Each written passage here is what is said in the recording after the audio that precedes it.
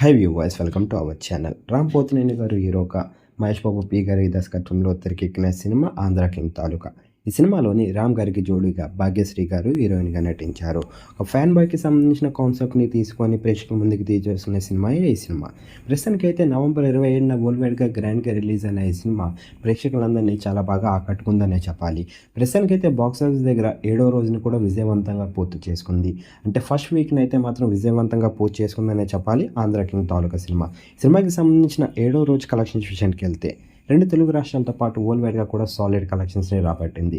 ప్రస్తుతానికి 2 తెలుగు రాష్ట్రాలతో పాటు వరల్డ్ వైడ్గా 7వ రోజు 4.5 కోట్లని వసూలు చేసింది.